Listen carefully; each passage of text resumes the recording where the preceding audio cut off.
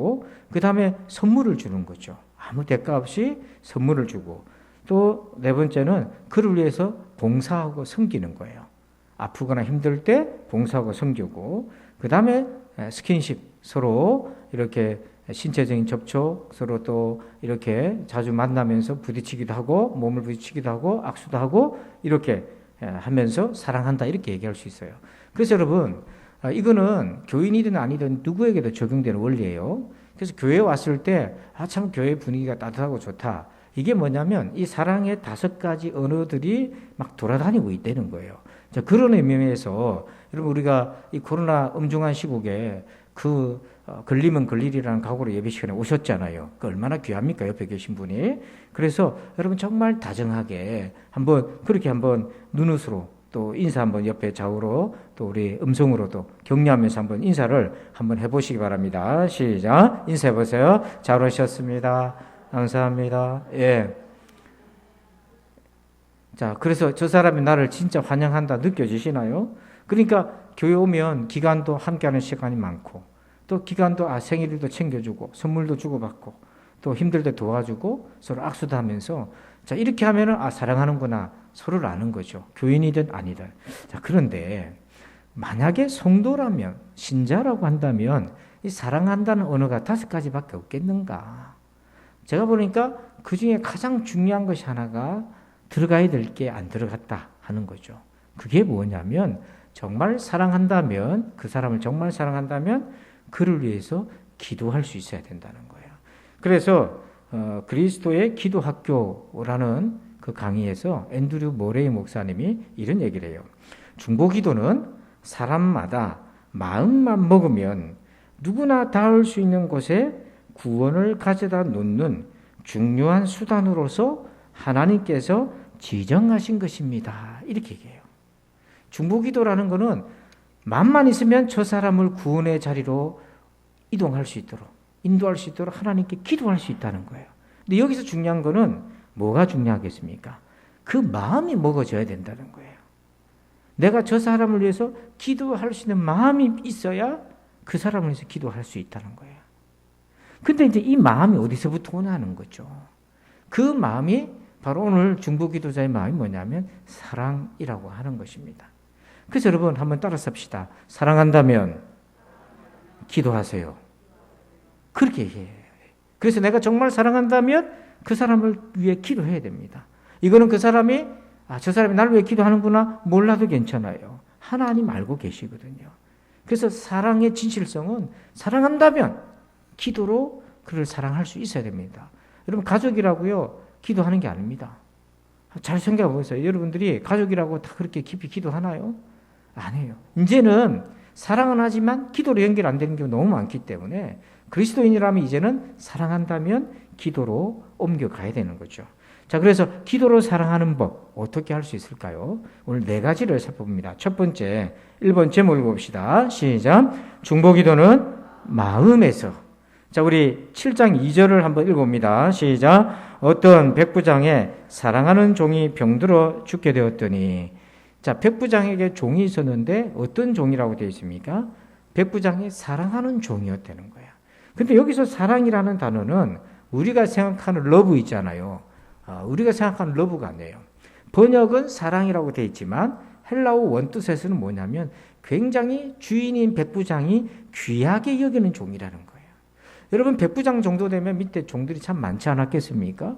그리고 이 사람은 로마 사람으로 백부장으로 추정되는데 그 고향을 떠나 먼 거리로 원정 왔을 때 보통은 정말 충직한 신하를 데리고 종을 데리고 오는 경우가 많고 허드렛 일은 이스라엘 그 지역에서 바로 채용해서 일을 하기도 하십니다. 근데 여기서 사랑하는 종이라는 거는 아마도 함께 원정까지 왔던 그 종. 그래서 이 백부장이 종을 사랑했다는 것은 정말 존중하다. 이 뜻은 뭐냐면 존중하다. 그리고 이렇게 마음속으로 존경한다. 이런 의미가 내포되어 있어요. 그래서 이 백부장의 종이 병들어서 고통당할 때에 그를 위해서 할 수 있는 것이 무엇일까 했을 때에 이 백부장이 했던 것은 바로 기도였던 거죠.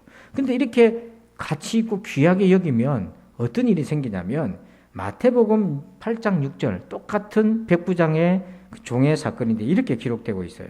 이르되 주여 내 하인이 중풍병으로 집에 누워 몹시 괴로워하나이다. 병명이 나와 있어요. 마태복음에는 무슨 병입니까? 중풍병이고요. 그 다음에 여기에 이제 사랑이라는 단어는 없어요. 마태복음에는. 근데 내 종이 지금 어떤 상태라고 얘기합니까? 몹시 괴로워한다 이렇게 돼 있잖아요. 그러니까 뭐냐면 사랑한다는 것이 여기서 어떻게 드러난 거냐면 그 종의 고통을 같이 겪고 있는 거예요. 그러니까 사랑한다, 귀하게 여긴다 그러면 그 종의 고통을 외면할 수 없는 거거든요. 그 종의 고통이 고스란히 자기한테 오는 거예요. 인생 수업이라고 엘리자베스 쾌블러 로스라고요. 이분은 사람의 그 임종에 관한 오랜 연구, 또 죽음에 관한 오랜 연구를 통해서 어떻게 인간의 죽음을 대할 것인가 이렇게 연구한 분인데 이분이 이 책에서 이런 얘기가 있어요. 우리 같으면 요양병원입니다. 요양원인데 청소하시는 분이 새로 왔어요. 근데 그분이 새로 오고 난 다음에 그 병실의 분위기가 달라진 거예요. 그래서 요양원에서 있는 노인분들이 거동이 불편하고 이제 그 살 날이 얼마 안 남으신 분들이 참 많은데 그런 분위기가 무겁고 우울한데 그분이 새로 오고 난 뒤에 그 병실마다 분위기가 굉장히 밝아졌어요. 그래서 이분이 도대체 이게 왜 이런 일이 생길까 관찰을 했는데 딱히 특별한 걸 모르겠는 거예요. 근데 나중에 그분, 청소하는 그분에게 붙들고 물어봤습니다. 그랬더니 이분이 그런 얘기를 해요. 자기가 그 자녀가 몇이 있는데 그중에 어린 5살 딸이 병에 걸려서 병원에 갔는데 응급실로 들어갔는데 이게 진료가 늦어지고 그 치료의 시기를 놓쳐서 아이가 자기 품에서 죽었다는 거예요.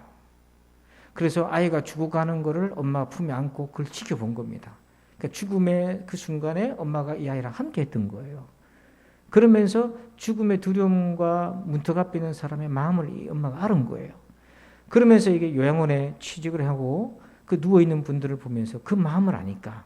그래서 병실에 들어가서 청소만 하고 나오는 것이 아니라 그 환자들을 옆에 있어서 함께 해준다고 늘 표현하고 말하고 그렇게 웃어주고 했던 거예요.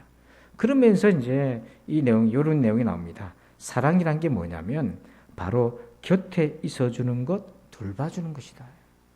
그래서 이 백부장이 정말 이 종을 하인을 사랑했다는 게 뭐냐면 그의 몹시도 괴로워하는 그 고통의 자리에 백부장이 외면하지 않고 함께 옆에 있어 줬다고 하는 거예요. 그래서 여러분 고린도전서 13장 1절에 내가 사람의 방언과 천사의 말을 할지라도 이게 기도지 않습니까?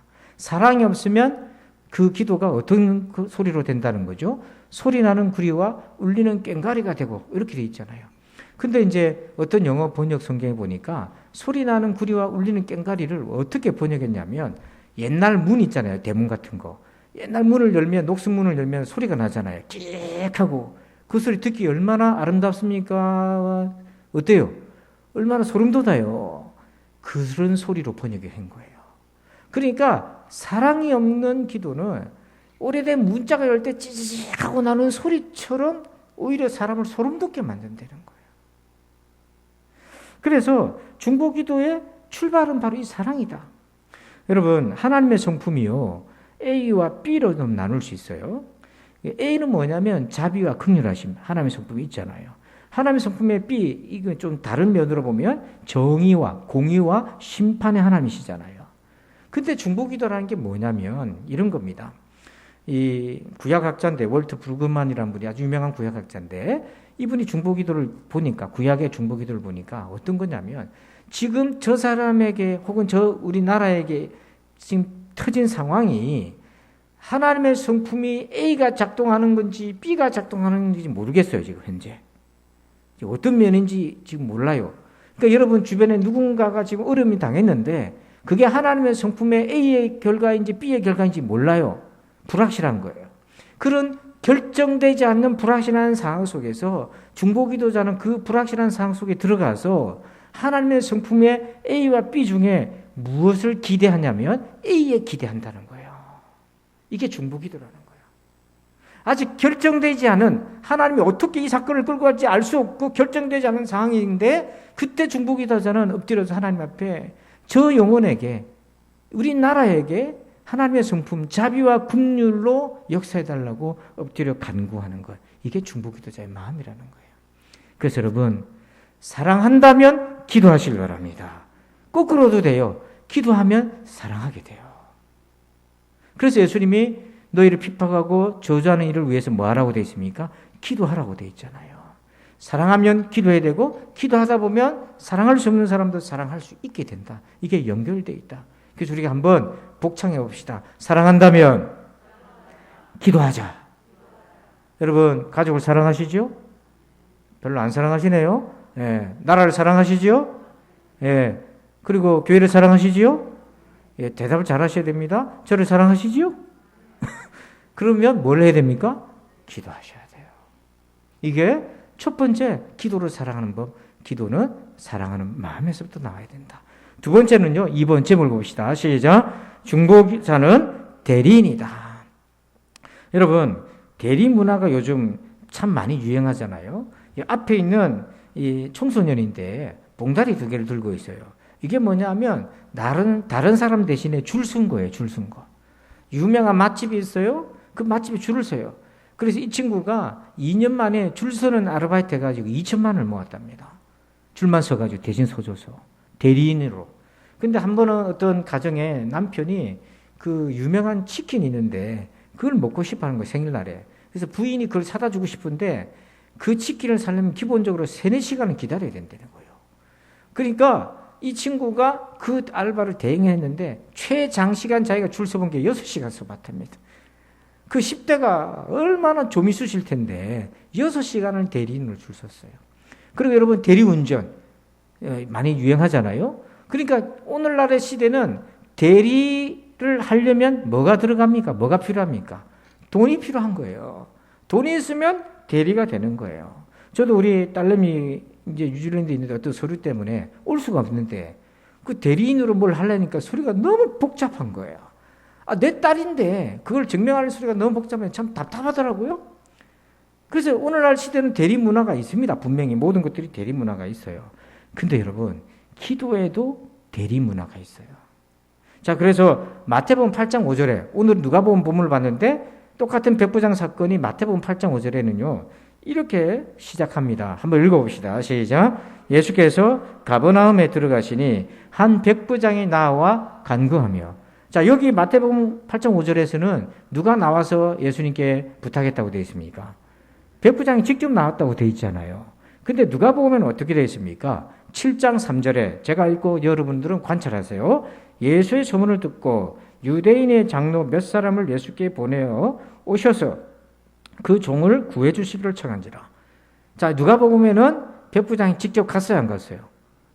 안 갔습니다. 대신 누구를 보냈습니까? 유대인의 장로 몇 사람을 보냈어요. 이 사람은 어떤 역할을 하는 겁니까? 대리인 역할을 하는 거예요.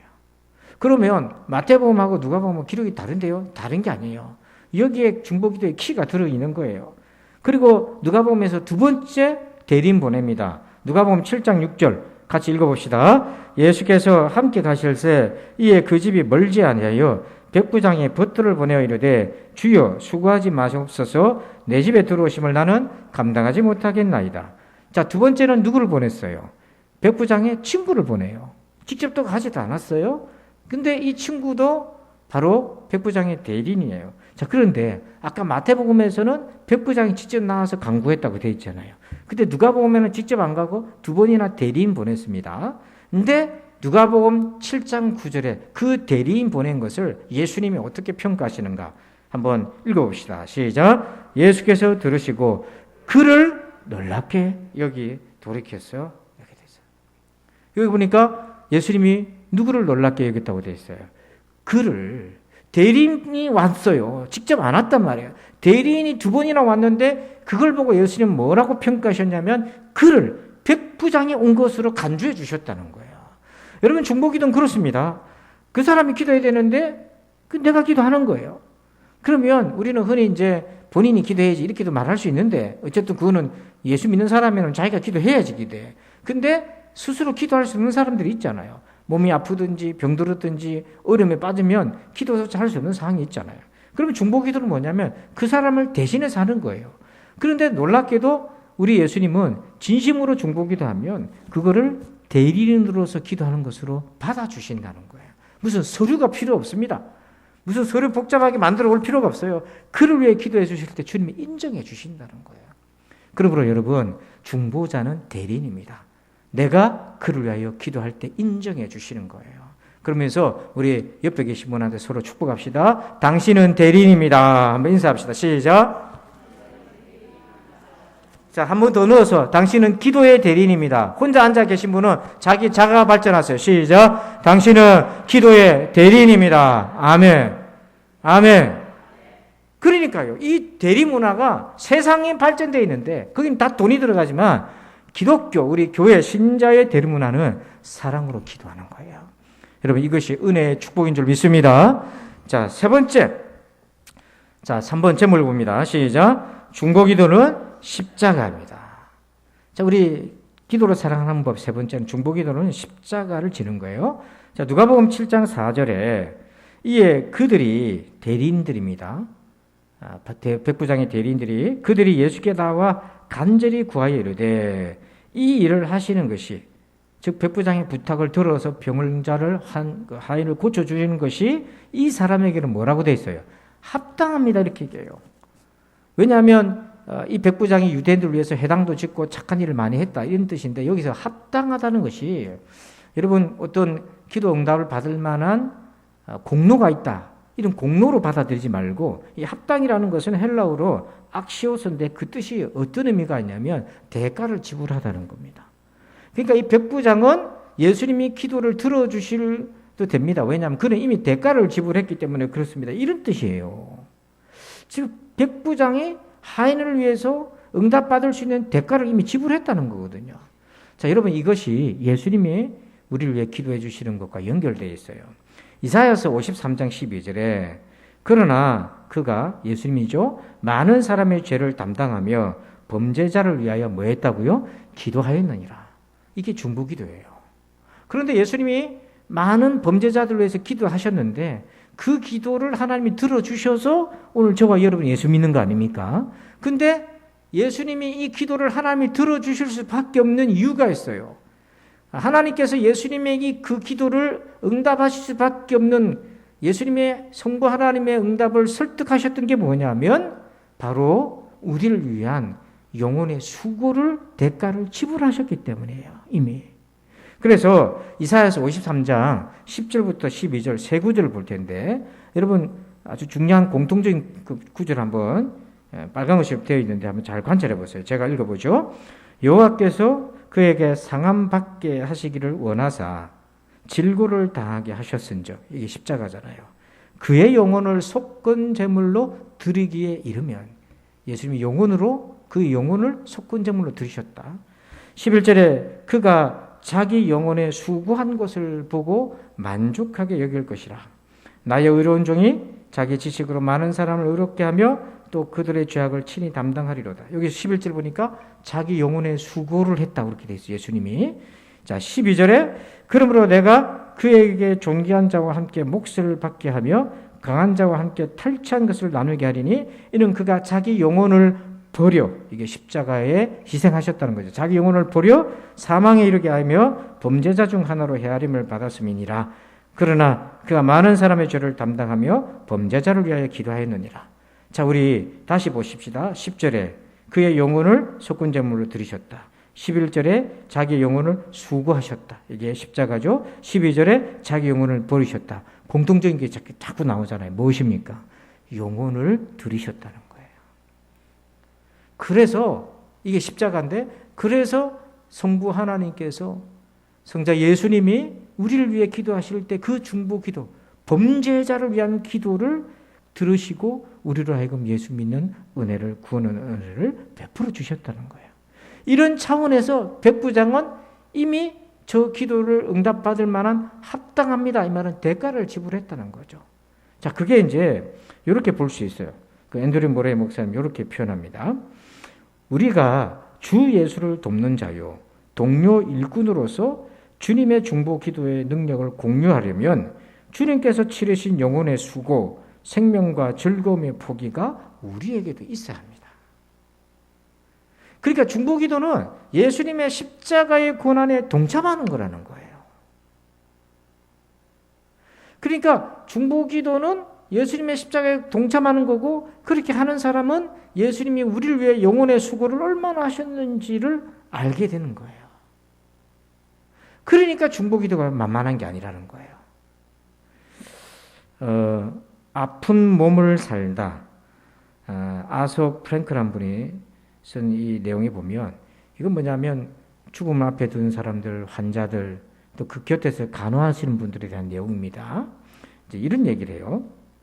병원은 질환이 있는 당사자만 아픈 사람이라고 가정한다. 또 기타 사회 조직도 때로는 가족이나 친구들까지도 똑같이 가정한다. 하지만 아픈 사람과 돌보는 사람은 질병을 함께 경험한다. 각자 다른 식으로 경험하지만 결코 어느 한쪽이 덜 경험하지는 않는다. 아마도 가족 중에 아픈 사람이 있어서 간호를 해보신 분들은 아실 겁니다. 이 말이 어떤 의미인지. 그래서 저도 여러분들도 마찬가지일 테지만 중보기도를 하면 그 영혼의 대가를 같이 치르는 거예요. 아픈 성도를 위해서 기도할 때, 어떤 어려움 만나는 성도를 기도할 때 같이 어려운 거예요.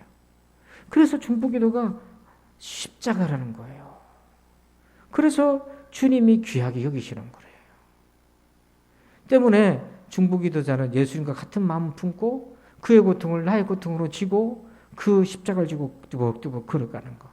그 과정에서 그 사람의 신앙이 완성이 되는 것입니다. 여러분, 이런 기도의 은혜가 있기를 축복합니다. 자, 마지막 네 번째로요, 우리 기도를 사랑하는 법입니다. 4번 읽어봅시다. 시작. 기도의 기후변화를 경험하라.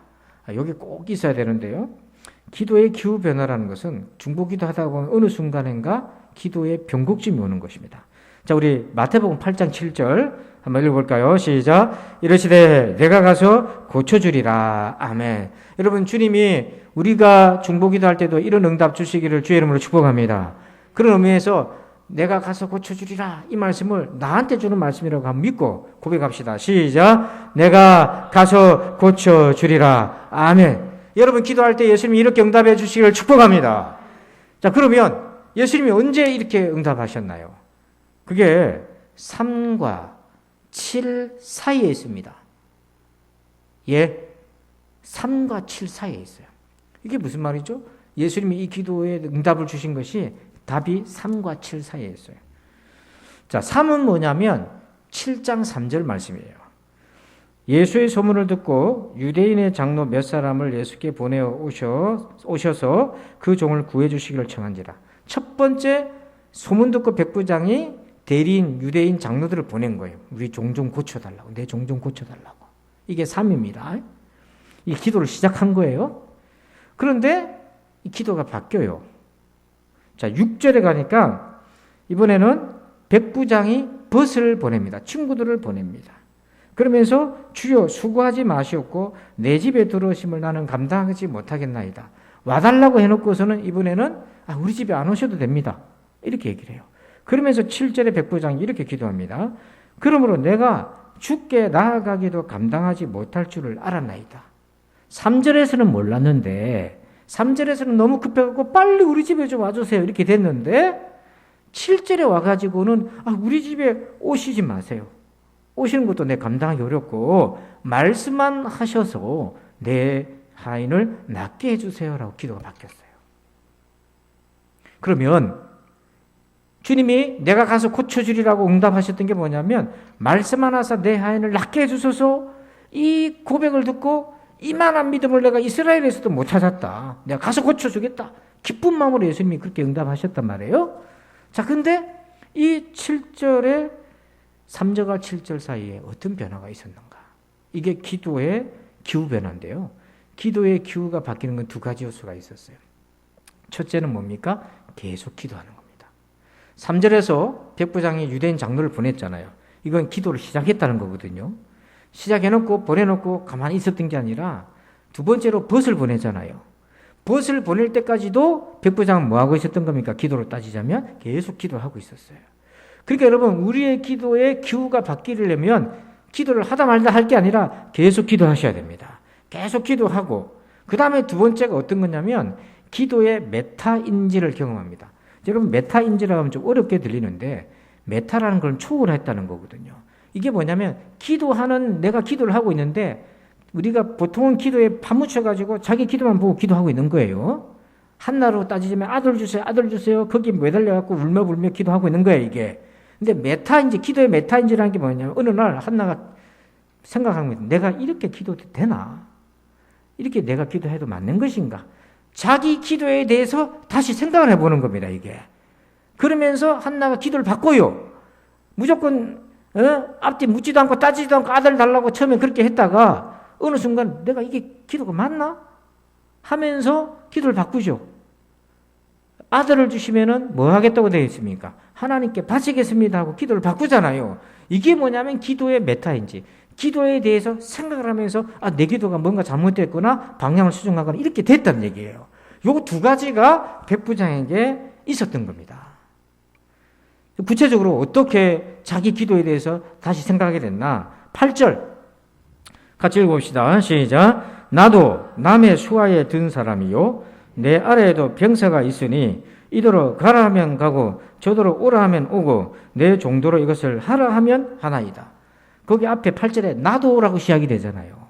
이거는 3절에서 자기 유대인들 장로들 보내가지고 내 종을 위해서 예수님 빨리 모셔오라고 좀 보냈을 때는 이 생각이 안 들었던 거예요. 근데 계속 기도하고 두 번째 자기 벗을 보낼 때 자기 마음속에 변화가 온 거죠. 가만히 생각하니까 나도 내 수하에 든 사람이요. 남의 수하에 든 나도 내 상급자가 있고 내 밑에도 하급자가 있는데 가만히 생각하니까 내가 명령에 의해서 말로 해가지고 움직이는데 이 생각이 딱 든 겁니다. 여기에서 자기가 했던 기도를 부탁을 다시 생각하게 됩니다. 기도의 메타인지가 다시 일어나요. 이렇게 부탁하는 게 맞나? 하고 다시 일어나는데 기도의 메타인지에 두 가지가 있어요. 요소가 백부장에게. 첫째는 뭐냐면 자책이 생긴 겁니다. 이거는 자기 기도에 대해서 반성한 거예요. 가만히 생각하니까 자기가 대리인을 보냈잖아요. 유대인 장로들하고 벗을 보냈습니다. 그거는요 교만의 표현이 아니고 겸손의 표현입니다. 지극히 겸손한 마음으로 그동안에 이 백부장은 뭐하고 있었냐면 사무실에 앉아 있었던 게 아니고 하인 옆을 지킨 거예요. 언제 죽을지도 모르니까 임종일 지켜보려고 옆에 붙어 있었던 거예요. 근데 그렇게 겸손하게 예수님을 모셨는데 가만히 생각하니까 자기가 마치 부활을 부린 것처럼 예수님을 부린 것 같다는 생각이 딱 드는 거예요. 자기는 그런 의도가 아닌데 그런 마음으로 대리인 보낸 것도 아닌데 그마저도 나도 남의 부하고 나도 내 부하를 부리는데 말로서 부리는데 내가 그렇게 한 것 같다. 이 말은 기도에 대한 반성이 생긴 거예요. 이렇게 기도하는 게 맞나? 여러분도 기도하다가 보면 그런 생각 들지 않습니까? 내가 이렇게 기도하는 게 맞나 지금 이게? 그게 하나 딱 들면서 동시에 어떤 것을 깨닫게 되냐면 예수님에 대한 더 깊은 이해가 생겼어요. 3절에서는 빨리 우리 집으로 오세요 이렇게 돼 있었던 거잖아요. 7절에 와서는 어떻게 바뀌었냐면 안 와도 됩니다. 말씀만 해도 됩니다. 이게 뭐냐면 예수님에 대한 이해가 바뀐 거예요. 이게 더 깊어졌다고 하는 것이에요. 이거는 3절에서 빨리 와주세요 할 때는 이런 믿음이 없었어요. 예수님에 대한 이해가 그 정도까지 없었단 말이에요. 근데 계속해서 기도하다 보니까 자기 기도를 반성하다 보니까 내가 예수님을 이해했던 그 이해 정도가 부족했던 걸 알게 되고 더 깊어졌는데 아니 나도 명령해서 사람들 부르기도 하고 일도 시키기도 하는데 또 내 상급자도 나한테 명령하면 나도 순종해서 하기도 하는데 예수님은 하나님의 아들이신데 이게 자기 안에 깨달음이 오게 된 거예요. 그래서 이런 깨달음이 왔습니다. 표를 보면 백부장이 자기가 직접 대신에 대리인 보냈잖아요. 유대인 장로하고 벗. 이것이 가능했다면 예수님도 대리 보낼 수 있어요. 예수님의 대리는 뭡니까? 말씀만 하십시오. 잘 보세요. 자기도 직접 안 가고 조용 옆에 지키면서 장로 보내고 친구 보냈어요. 그걸 예수님이 인정하시고 기뻐하시고 고쳐주겠대. 그럼 거꾸로 예수님이 직접 안 하셔도 예수님 말씀만 하셔도 된다는 믿음이 그 안에 생겨지게 되고 그럴 수 있는 분이 예수님이라고 깨닫게 되는 거죠. 잘 보세요. 예수님에 대한 이해가 깊어졌어요. 그러다 보니까 기도의 영적인 기후가 싹 바뀌기 시작해요. 그래서 예수님 안 오셔도 되고요. 말씀만 하세요. 이건요, 누가복음 1장 37절 38절에 천사가 마리아에게 와서 계시를 해줍니다. 아들을 잉태하게 될 것을. 그런데 천사가 이렇게 계시합니다. 대저 하나님의 모든 말씀은 능하지 못하심이 없느니라. 하나님을 가장 잘 아는 천사가 얘기해 준 겁니다. 하나님 가까이 있는 가장 잘 아는 천사가 하나님의 모든 말씀 능하지 않음이 없다. 그때 마리아가 그 말씀을 받고는 하나님에 대한 믿음이 새로워졌어요. 마리아가 이르되 주의 여종이 오니 말씀대로 내게 이루어지이다 하매 천사가 떠나가니라. 말씀대로. 근데 그 말씀이 처녀가 아들을 낳는다는 거잖아요. 사람으로 생각하고 인간적으로 생각하면 못 믿죠. 그걸 어떻게 믿습니까? 자연 법칙에 안 맞잖아요. 그런데 우리 하나님은 자연 법칙을 만드신 분이기도 하지만 만드신 분이기 때문에 그것을 예외적으로 깰 수도 있고 다른 적용도 가능하신 분이잖아요. 제가 누차 예를 들잖아요. 여러분 만유인력의 법칙, 중력의 법칙이라는 게 이걸 놓으면 이게 어떻게 됩니까? 떨어진 게 자연이잖아요. 이게 자연 법칙이 하나님 만드신 자연 법칙이에요. 그죠? 자, 여러분 휴대폰을 갖다가 길바닥에 모르고 떨어뜨렸어요. 그럼 여러분 만유인력의 법칙, 중력의 법칙에 의하여 주머니 딱 있고 떨어진 거 지금 관찰합니까? 어떻게 합니까? 어떻게 휴대폰이 새로 뽑았는데 지금 이게 100만 원 주고 뽑았는데 떨어져야 손에서 떨어져서 어떻게 합니까? 이거만 하고 잡잖아요. 떨어졌을 때 중간에 잡잖아요. 이건 뭡니까? 중력의 법칙, 자연 만유인의 법칙에 개입을 한 거잖아요. 하나님의 기적은 그렇게 하실 수 있다는 거예요. 그래서 하나님의 말씀은 능하지 않음이 없다. 못하심이 없다. 그래서 말씀만 하십시오. 그 믿음이 생겨져서 그렇게 고백했고 그렇게 고백하면서 나아갔을 때 누가복음 7장 10절 같이 한번 읽어봅니다. 시작. 보내었던 사람들이 집으로 돌아가 보매 종이 이미 나아 있었다. 예수님이 말씀하신 그 순간에 종은 나아 있었어요. 그러면 이 중보기도의 사건, 백부장의 사건 속에서 가장 많이 은혜 받고 하나님을, 예수님을 하나님의 아들로 만난 사람은 누굽니까? 하인이에요, 백부장이에요? 답을 해보세요. 하인이에요, 백부장이에요? 왜 답이 없어요? 하인입니까? 백부장입니까? 답답해 죽겠네. 하인은 자기 병이 나았어요. 에? 주인인 백부장이 그렇게 간절히 기도해서 나았어요. 서로 기쁘죠. 그렇지만 믿음을 가지고 확신을 가지고 구원 얻는 믿음으로 나아간 사람 누구겠습니까? 기도했던 백부장인 거예요. 이게 중보기도자가 받는 축복입니다. 천국 문 앞에서 가장 귀한 것이 뭔지를 알게 돼요. 한 번 더 알게 됩니다. 천국은 뭐로 들어갑니까? 그 천국 문 앞에 서면요, 믿음이 가장 귀하다는 걸 알아요. 그 가장 귀한 믿음을 복받는 사람이 누구냐면 중보기도자입니다. 병 나은 사람이 아니라니까요. 병 낫고도 입 싹 닦는 사람이 얼마나 많은지 몰라요. 근데 기도에서 응답받는 것을 함께 기뻐하는 사람, 주인의 잔치에서 기뻐하는 사람이에요. 그래서 오늘 정리해 봅시다. 기도로 사랑하는 법 4가지입니다. 1 한번 읽습니다. 1. 아멘. 2. 3. 4. 기도의 기후 변화를 경험하라. 기도하겠습니다. 하나님